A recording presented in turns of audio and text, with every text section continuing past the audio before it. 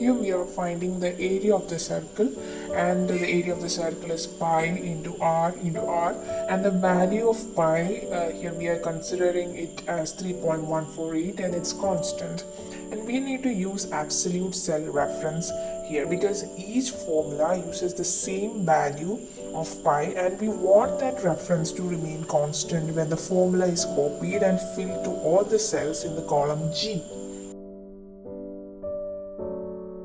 Okay, the first step is to select the cell that contains the formula. Here it's G7. In the second step, we have to enter the formula to calculate the desired value. Here we have to type $G, $5 into F7 into F7. Here $G and $5 is used because we are referring to a constant value and we want that reference to remain constant even if we are just copying the formula to another cell. Okay, what happens if we don't use absolute reference? So let's see for this column H without absolute reference.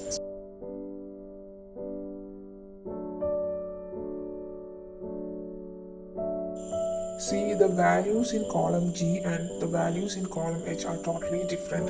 It's because in column H we haven't used absolute cell reference. So the value of pi is changing at each and every calculation.